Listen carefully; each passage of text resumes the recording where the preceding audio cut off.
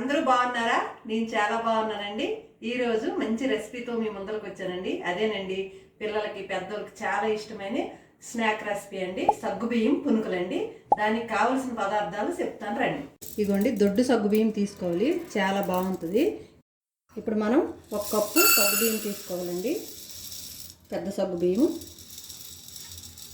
ఇదండి కప్పు తీసుకున్నాం కదా, ఈ కప్పు చక్కగా 2-3 సార్లు క్లీన్ చేసుకుందాం.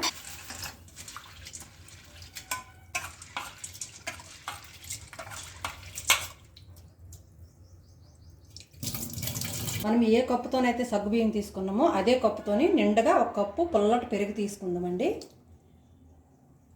పుల్లటి పెరుగు తీసుకున్నాం కదా, శుభ్రంగా కలిపి 6 గంటల సేపు నానబెట్టుకుందామండి. ఇది సగ్గుబియ్యము.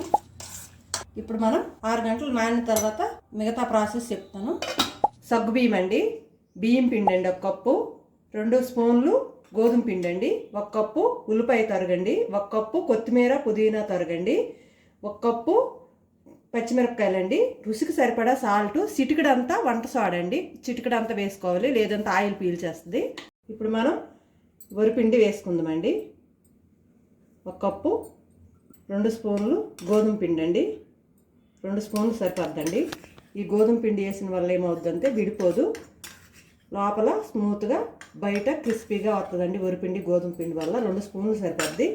తర్వాత 1 కప్పు ఉల్లిపాయ తరుగు వేసుకుందాం, కరివేపాకు, పుదీనా, పచ్చిమిరపకాయలు, రుచికి సరిపడా ఉప్పు అండి. ఉప్పు అయితే చూసి వేసుకోండి, రుచికి సరిపడా వేసుకోండి. వంట సోడా అయితే కొంచెం చిటికెడంత వేసుకోండి, ఎక్కువైతే వద్దు. అయితే పెరుగులో నానబెట్టాం కదా, ఈ పదునే సరిపోద్ది. చాలకపోతే కొన్ని వాటర్ వేసుకొని కలుపుకుందాం. మీకు చెప్పలేదు కాదు, అది సగ్గుబియ్యం అనమాట, మెత్తగా నానిపోతాయండి. ఇగో కొన్ని వాటర్ పడతాయి, వాటర్ అయితే ఎక్కువ పట్టవు, కొన్ని పోసుకుంటూ కలుపుకోవాలండి. ఎందుకంటే ఫస్ట్ పెరుగులో నానబెట్టుకుంటాం కాబట్టి తడి ఉంటుంది.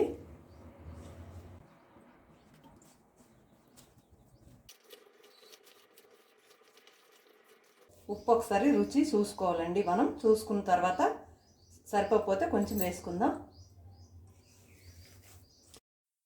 ఇంతకంటే పలసగా మనం కలుపుకోవద్దండి, ఈ విధంగా ఉంటే సరిపోద్ది.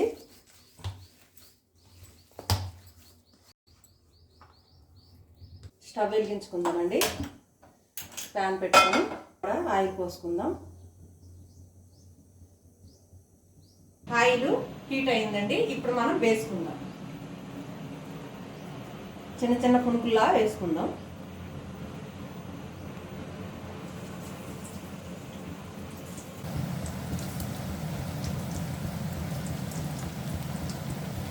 సరిపడా వేసుకుందామండి, వేసిన వెంటనే తిప్పొద్దు.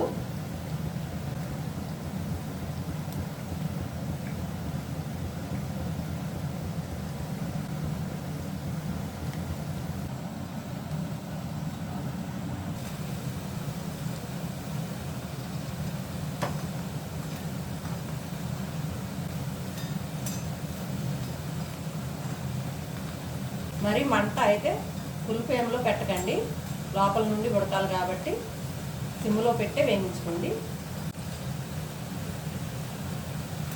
ఈ విధంగా వేగాలండి సగ్గుబియ్యం పునుకులు.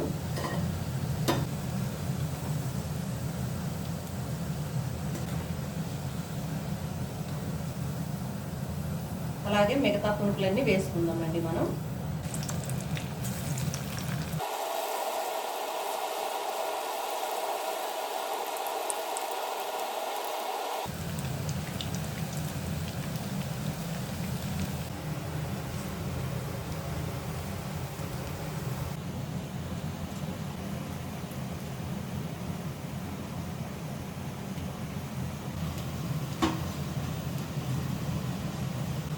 చూడండి, ఇలా కలర్లో, మంచి కలర్లో వేగిపోవాలండి.